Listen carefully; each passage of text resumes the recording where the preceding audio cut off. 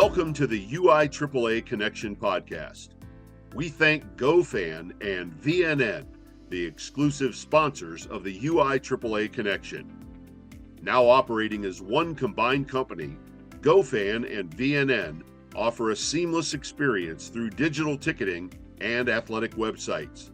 They make it easy to direct fans to one central place for schedules, communication, and tickets for both home and away events. We appreciate GoFan and VNN for their continued support and exclusive sponsorship of the UIAAA Connection podcast. Welcome back to another edition of the UIAAA Connection. I'm your host, Mark Hutch Hunter. Today we have as our special guest, Dustin Drake, the Director of Athletics at Desert Hills High School in St. George, Utah. Welcome to the podcast, Dustin. Hey, thanks. Glad to be on here and hope to help some people out, I guess. Perfect. Let's have you start by sharing with our audience where you grew up, where you went to school, your first job, etc. Yeah, so I'm a Southern Utah boy. I've got the Red Rocks in my blood. I grew up in St. George, born and raised. Ancestry's here generations ago. My wife is also from here generations ago. We had to check the family history to make sure that there weren't any branches crossing too closely for us to get married before we started dating. Okay. But yeah, we're as local St. Georgians as you can get at this point, I believe. Pretty much everyone else is outsiders to us. I went to Dixie High School, played football and soccer through high school. My dad was a football coach and coached just about everything else like you did back through the 70s and 80s. And so I grew up around athletics a lot and high schools a lot and decided that education was going to be my path forward once I headed to college. That's awesome. Let me ask you, what type of youth athletic experiences did you have in St. George? I know there's much more now because it's a much bigger town, but when you were growing up as a young kid in elementary, did you have opportunities to play? Yeah, the only thing was offered through the city. It was all city league stuff. We had St. George had these gold and blue jerseys that you had to flip over and use for your home and away jerseys. And we Mm-hmm. all just played each other at city level stuff. And we played everything. There was flag football, there was basketball, little league baseball, there was soccer. Pretty much the main sports that you have offered now. We could play back then, and all of our games were up at the Sandtown Park, is what it's called now. It used to be called Okay. Bluff Street Park, and every game was played up there, and we all knew each other really well and grew up playing the same games, and it was really a lot of fun to grow up in that type of environment and play a lot of sports with kids from school and other schools that you got to know over the years. What year was it you graduated from Dixie? I graduated 2001. 2001. Craig Hammer would have been the principal there then. Yeah, Craig was my principal. I was actually his student body president. So we That's had weekly awesome. meetings, scheduling meetings, and knew him pretty well. And he worked with my dad as my dad coached at Dixie High School, and Uh-huh. they knew each other decently well. So yeah, I've known Craig for a long time. Coach Bear was my health teacher and Still sports med there? Yeah. teacher, and he's The big still the bear. AD over there. So yeah, a lot of ties to Dixie. I actually spent a lot of my career at Dixie as a teacher, so pretty close ties to that community as well. And what made you decide then to move over to Desert Hills? Yeah, so it was an interesting thing. I'd actually taken an administrative job as a vice principal at a middle school, and here in St. George, it's different than a lot of places. Our athletic directors are vice principals within the school as Right. well, and so there aren't a lot of opportunities. Oh, well, I guess there's a lot of opportunities, but there aren't as many candidates for athletic director positions who have coached and played sports and been involved in athletics as much, since you have to have a master's degree in administration to move into athletic administration. Um, Mm-hmm. so I was doing my time as a middle school vice principal, and I had taught middle school for 8 years and didn't think I'd ever be back there. And it was fine. It was okay. But then the opportunity to come be the athletic director at Desert Hills High School opened up, and it's a great school, great athletic programs, lots of good families, good kids, and a great administration to work with. So I knew it was a really good opportunity and a good spot that kind of fit my vision of what I wanted to do and what I wanted to be. And so when the opportunity opened up and I was approached about it, I jumped at it. Well, let me give you props because anybody, as far as I'm concerned, anyone who has taught 8 years in a middle school has an automatic one-way ticket to heaven. You've made it. There it is. Well, 8 years plus 2 years of administration, so 10 years of my career Oh, were middle school years. well, 2 years of administration counts like 6 years of administration. So It that's felt like 6 years. that's incredible.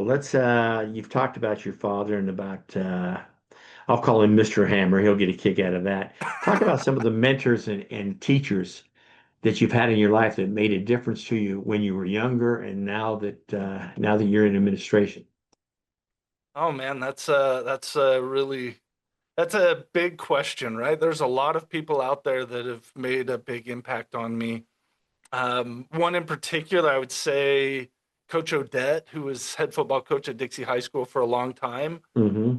He came back for a brief stint. He'd retired years before, but in 2000 came back for a brief stint as head coach for a couple of years at Dixie High School.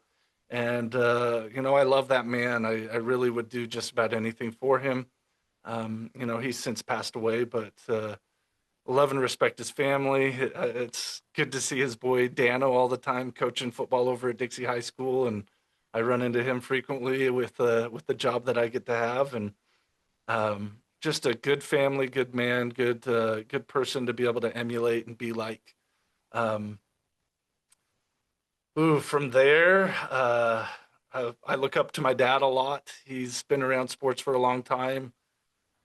I'd like to tell a story about him. My wife's cousins all played football for him as well, and I probably shouldn't tell this story publicly, but one of my wife's cousins um, didn't go to his own brother's wedding because he just didn't want to go, but he showed up to my wedding because he wanted to see Coach Drake and wanted to run into and rub shoulders with him again. So um, That's awesome. it's unbelievable the impact that you can have on the youth and the long lasting relationships that happen because of that. But that's just representation of what you get with high school athletics. That is so well said, and thank you for the background of your family because up until this podcast, I never put Coach Drake, which is a famous name down in southern Utah, with being your father. And of course, now I'm going, duh, I make the connection. So there you go. Yeah, he's been out of the game quite a while, so it's not as famous as it used to. My wife likes Well, to tell the that's story where we were at a football game my second year, and a student walked by and said, "Oh, hey, Mr. Drake, how's it going?" And my mom leaned over to my dad and goes, "Who's that?" And my wife says, "That wasn't for you guys. That was for the new Mr. Drake." that's funny. Thanks for sharing that. Let me ask you a little bit of a personal question here, Dustin. What's your biggest failure or disappointment in life, and what did you learn from it? Yeah, that's a you actually prepped me with some of these questions, and that was one of the hardest ones that I didn't know if you would ask me, and I was hoping you wouldn't, but that's okay. Um, Mm, I honestly am not the type of person to look back and regret things and think about failures the same way that most people do. Failure is always a learning opportunity, something to grow from, and honestly, my life's been pretty good, so I don't have a ton of personal failures to hang my hat on, I guess.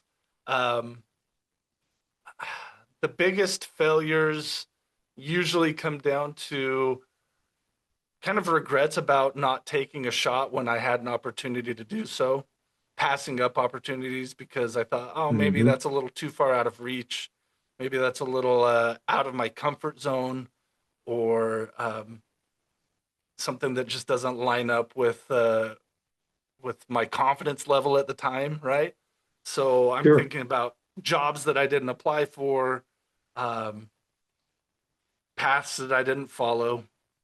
investments that I didn't make, but I'm the worst investment advisor ever. Don't ever listen to any money advice from me. But so those are my biggest failures, I would say, is just not looking down the road far enough and making decisions just in the moment. All right, let me ask you this question, and you would be qualified to answer this, and I've never asked this of the other ADs in St. George. I need you to talk about what it's like in St. George every weekend in March, because beginning the first weekend in March, and it's like tournament, another tournament, another tournament. You got like 3 or 4 tournaments going on. People come through St. George to get to Mesquite. I mean, and I know the UIAAA conference is in April, like the second or third week, but how crazy is it to be at a school in St. George and every weekend, like the population of your town almost doubles? Yeah, it used to be a lot more fun before I had this job. I mean, the weather was beautiful and I could just go and enjoy it. But Yeah. as far as just the busyness of it starts in February. It's not just March. I mean, you've got a lot of activities and events in February. Our school rents out facilities, right, to a lot of these tournaments. So February, every weekend, we've got big soccer tournaments that use pretty much every high school in the region as Hmm. a game location, and every available public field for those big tournaments as well. Um, Over spring break, we host softball, baseball. This year, we're hosting girls lacrosse for a tournament. Our facility is just hammered by the end of March. Our custodians are ready to pull their hair out. Um, it's just busy every single weekend through that time, and it's a lot of fun. Oh, I guess we've got boys volleyball around that time too, that we're hosting some Yeah, tournaments. So we're always hosting things, always a lot of stuff going on.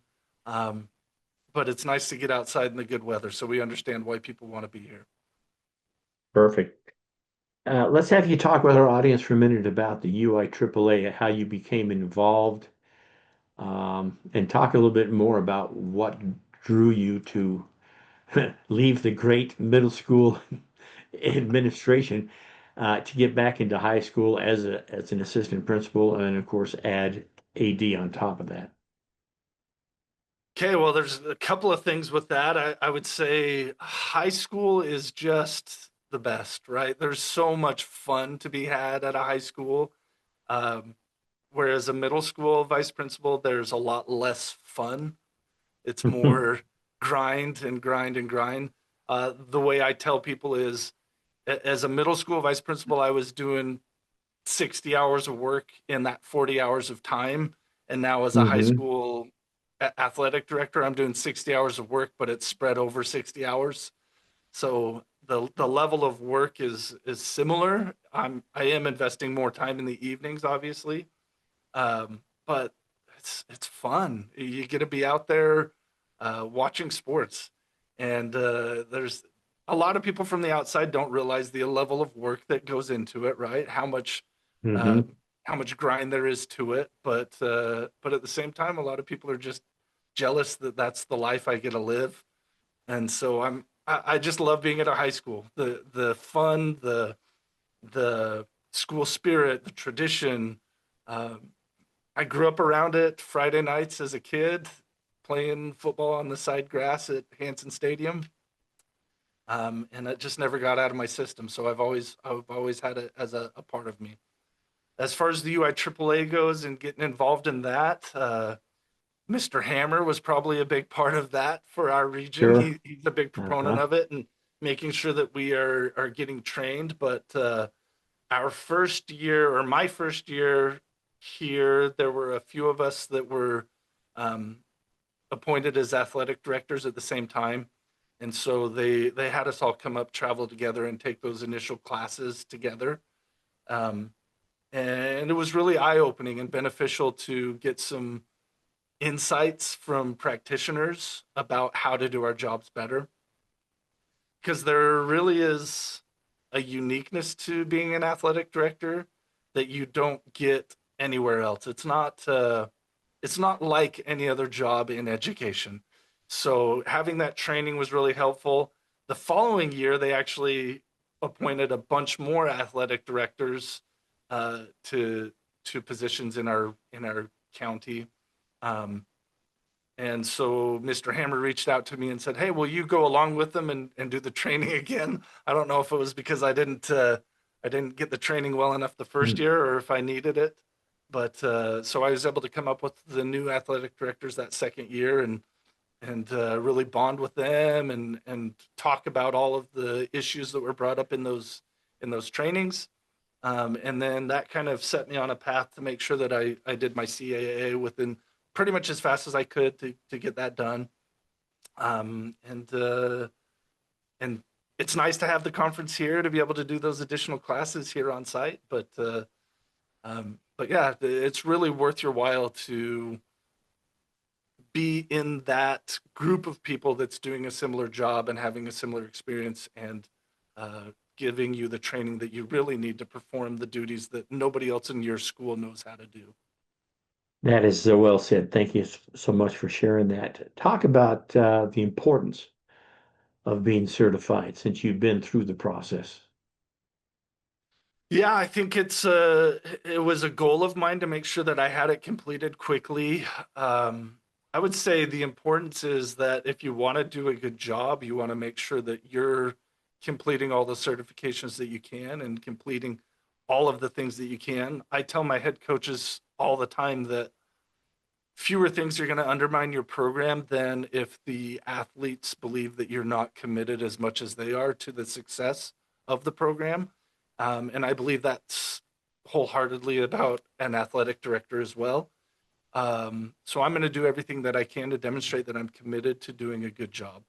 I'm going to work twice as hard as any head coach that has to be out there putting in the hours as well. I'm going to be committed and dedicated to my craft and get better at what I do always. Excellent.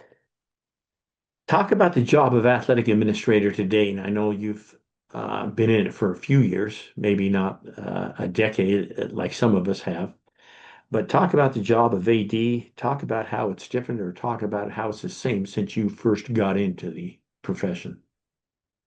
Well, I've only been at it 4 years, but in that time, our region has brought in three additional sports. So that's a big change. I think just the level of commitment that you have to be able to oversee all of the moving parts has changed drastically. I mean, I have spreadsheets upon spreadsheets and calendars upon calendars, and uh, there's just a lot of organization that has to be in place to do the job really well at this point. On top of the interpersonal skills that you need to connect with your coaches, to connect with the athletes, to connect with parents. Uh, there's a lot riding on what we do, and there's a lot of demand for what we do. Um, so just yeah, those are the few areas. Whereas I feel like my dad in his days of coaching, yeah, they had issues with parents. They had some players that had behaviors, but I felt like they didn't ever have the threat of a lawsuit breathing down their neck or the stress of people running off a coach as frequently as people try to do these days. So just managing something that's so important to a whole community and so public. For example, we just recently announced a new head football coach. And if you're an athletic director who has not been through that process, this is the second time I've had to go through it. And it's big for a community and it's a Oh public yeah. announcement and it's important to family after family. And they see it as the biggest thing in their lives at that point. So few people are going to be out there making as public of decisions as we do. And so you got to be prepared for the criticism that comes along with it. And you've got to be able to justify those decisions and have it make sense. So a lot of thinking that goes with it, a lot of organization, a lot of planning, a lot of preparation. Some great insight. I smiled when you said the announcement of a new Desert Hills has been successful at football and has quite a track record. And so I think maybe the pressure's a little bit higher for a school like yours as maybe some other schools that maybe have not had that success. So thank you for sharing that. What's one common myth about being an athletic administrator that you would like to debunk to the general public? I think I hinted at it. I think that people think it's all Yeah. fun and games, right? It's all just, Oh, oh, you just get to hang out at ball games and you get a huge salary for it and blah, blah, blah, blah. I'm like, yeah. nope. It's a lot of work. And actually, I'm stressed out at those games because I don't know how people are going to behave at those games. So that's the biggest myth is that it's just all fun, all games, all parties, all rah rah, right? There's some stress to it. There's some difficulty to it. There's Oh, some no finesse to it. question. They think they can just show up to a football game. They go, oh, there's the AD. I mean, they have no idea the amount of time it gets to make sure that pulls off. If it's an away game, you got buses, you got officials, you got crowd control, you got ticket takers, you got ticket sellers, you got all that stuff, announcers, scoreboard operator, and that's on a good day. Yeah, so this year, our first home game of the year is always the hardest to pull off with football, right? It's a lot of work Mhm. to get that one ready in particular because your stuff's not where it's at. You're kind of rusty. So this year I went in early. I started at 5 in the morning just to be like, okay, I'm just gonna get all of this done. I might take a midday break and be able to just relax a little bit. Well, I never took the midday break. And then later in the evening, we get to the game and there's lightning delays. So we didn't finish that first game until about 11:30 p.m. And it was a 19-hour day for me, a 19-hour day of Yeah. work. So that's just what people don't realize is the math can't add up. We're putting in time and putting in a lot of work. And if I might add, that's probably not the only 19-hour day you had this year. Probably not. Probably not. Especially those travel days, right? Oh, exactly, exactly.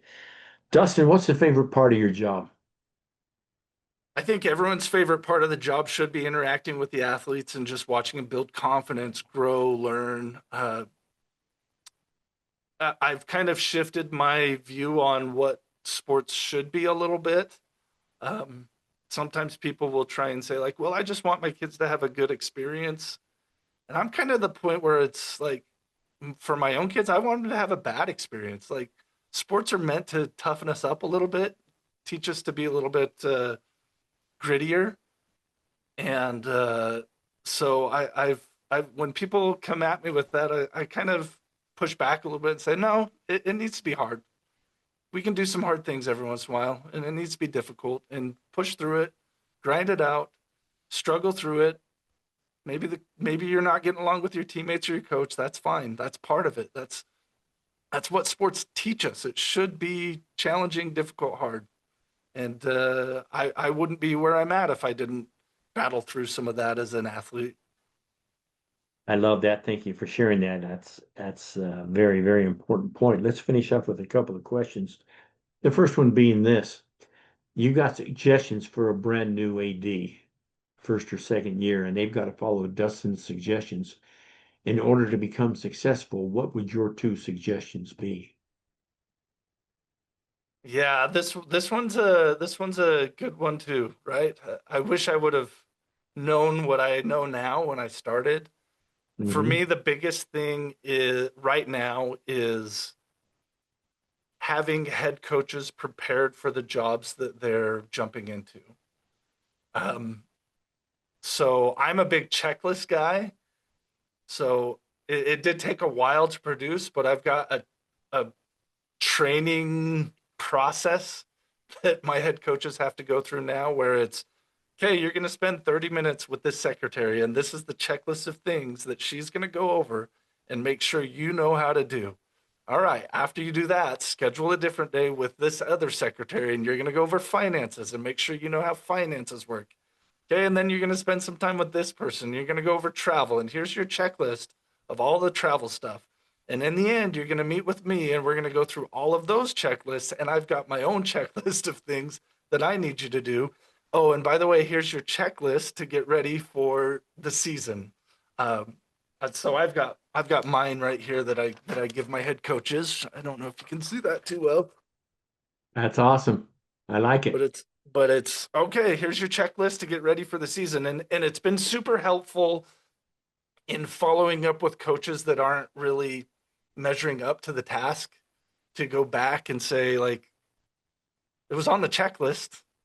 We sat through it, and you sat through with two other people and myself, and we went over this. And so, look, this part of the checklist, I need it done, and I need it done by 2 weeks from now, or else we're going to have another conversation, and it's going to be a write up or something else. Like, it's been very clear what my expectations are once I started doing it that way. So I guess the tidbit, do it how you want to do it, but make sure that your head coaches know what the expectations are. They know what the expectations are. So that is so well said. So I didn't mean to interrupt. So get on to number two. No, you're good. The other thing, you're just going to have to learn spreadsheets. You're going to have to learn computer programs. You're anything you can do to systematize something and take things off of your plate is a bonus. Like, just do it. So, for example, we run everything through Google Calendars at our school, whether it's facility or our activities. And so I was drowning in spreadsheets and this copy and that. Okay, we simplified it. We created one spreadsheet for each sport that has their calendar and schedule, and I can export that out with the push of a button to the Google Calendar, to the facility calendar. It took a lot of work to set up, but once we set it up in the initial kind of test phases, it's made our life a lot easier. So there's that. I've got a box in the gym now because I was getting phone calls every single night about, hey, where's this microphone? Where are the extra batteries? Where's this? Where's that? So I guess the suggestion is keep track of where you're spending your time and do things to alleviate that. So I put this box together that has backup cords, batteries, extra microphones, anything that could go wrong in the gym. Check that box first before you come calling me. Yeah. So anything that's just occupying your time that doesn't need to be occupied, that you could process out a little bit better, is something that's going to make your life a lot easier. Great suggestions. Thank you so much for sharing. We'll finish up with this question. Dustin, what question should I have asked you that I failed to ask you? I think the question on my mind is, why do we keep doing it, right? I have a lot of conversations with other ADs, and we have similar frustrations, similar heartache, right? But why do you stick at it, even when you feel like it's a job that might be impossible to do, right? All right, then tell us why you stick at it. You certainly been out for 4 years, which is in this day and age, there's quite a bit of turnover. Maybe not the 30 years that I spent, but tell us why you stay in that job. Yeah, I think part of me sticking around and doing it is it's just part of your identity. It's who you become. If you really want to have an impact on people and really shape who they are, yeah, I actually have all of the credentials to be on the academic side of things. I could do, vice principal over student services super easily. But I feel like my purpose is to help people learn something of value.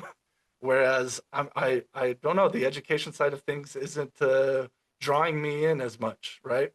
So um, so I stick with sports and athletics because those are the lessons that I feel are valuable to our students in this day and age.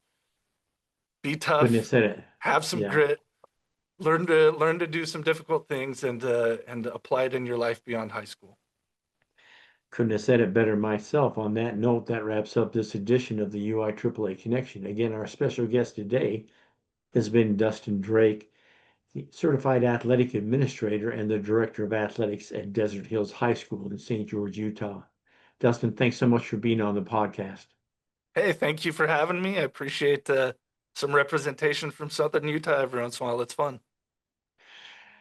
For our listeners, we hope you tune in again next week for another edition of the UIAAA Connection.